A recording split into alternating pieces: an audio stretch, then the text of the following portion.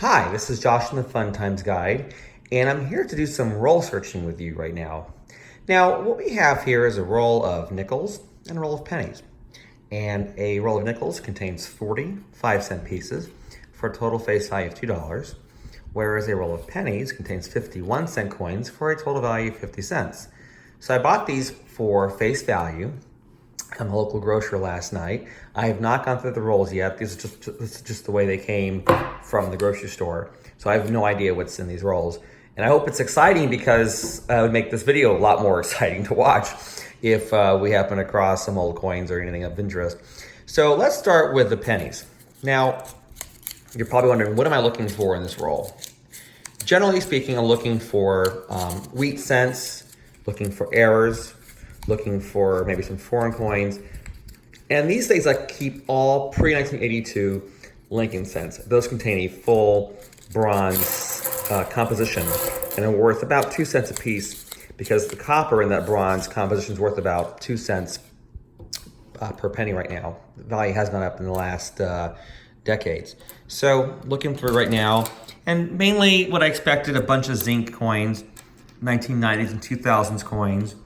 We have an 83 Denver. Again, that's after the start of the zinc composition, 1982, late 82. Now here's 1960 Denver, 64 Denver penny. That's a keeper. It contains bronze, so I'll keep that. We've got 1973. What is this here? Looks like a Denver. We'll keep that because again, it's a bronze composition, 91, 2000. Now, a lot of folks will also look for errors and varieties, and I do the same. Right now, I'm looking for an obvious, so wheat cents, bronze pennies, that type of thing. There's I would say probably, well, it's got some rub on it though. I thought it was an uncirculated 1995 Lincoln cent, but I don't see, I see plenty of rub on the top. And I don't see, looking for a double die. It's not a double die, so I'll go ahead and skip that. I see 1960, what do we have here? 1964 Lincoln cent, that's a keeper. Again, it's bronze. Let's see, what else do we have here? What is this? Looks like it's got now 1980s, late 80s, so that's not a bronze. Ooh, now here's an 82. Now, okay, in 1982, that was a year the mint changed the composition of the Lincoln cent from bronze to zinc, or copper-coated zinc. So there's a way to tell, without having to weigh these coins, if your 82 Lincoln cent is a bronze or a zinc cent. Now, a zinc cent, when dropped on a hard surface like this table, makes a clicking sound. Hear that? A bronze cent, like this 1964 Denver, when dropped on a hard surface, makes a ringing sound. Hear that? That difference? Let's see if this 82 cent clicks or rings upon dropping. All right, that means we have a 1982 bronze Lincoln cent, and it's a keeper. So let's see, are there any other keepers in this roll of pennies? This is a 1981, okay, that's a bronze era Lincoln cent, we'll keep that also. So, no wheat cents, and I didn't see any obvious signs of major varieties or errors on these coins, but we could always go through a little later with a magnifying glass and double check. But basically, we did find 4 bronze Lincoln. Oh yeah, it was 5 because the other one's over here. 5 bronze Lincoln cents. That's not a bad take for one roll of pennies.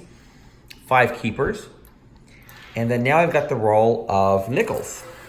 Now in nickels, we're looking for, basically, I keep pre-1960 Jefferson nickels.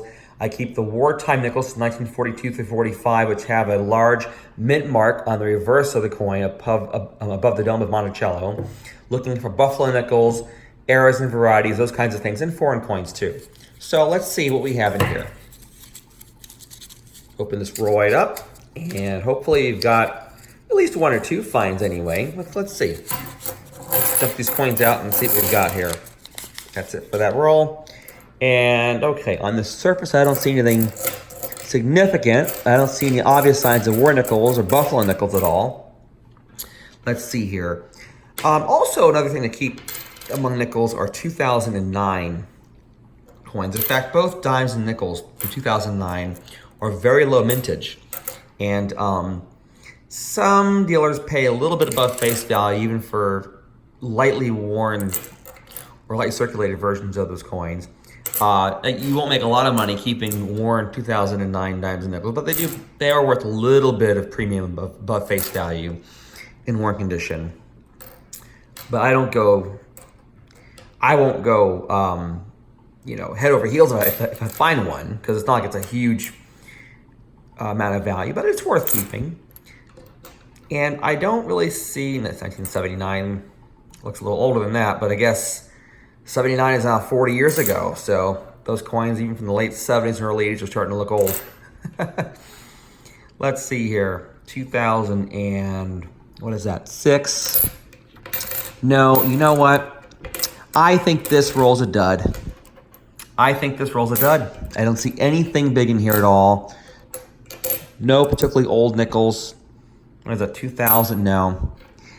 Maybe a couple of uncirculated 1990s nickels, but nothing worth writing home about. But that's kind of the joy of roll searching. Sometimes you make your discoveries like these 5 bronze cents, which, you know what, are not bad keepers. And sometimes you go through a roll of nickels and you find nothing. But that doesn't mean that there aren't finds worthy of making in these rolls. Again, look for precious metal content, look for errors, look for old coins, look for foreign coins.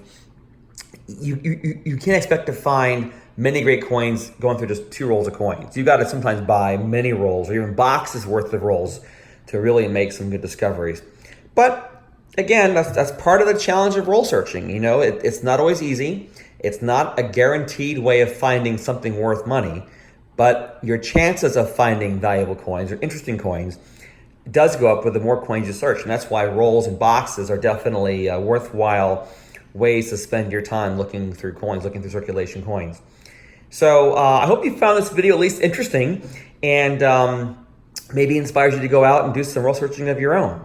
Again, my name is Josh. I'm with the Fun Times Guide, and thanks for watching. Take care.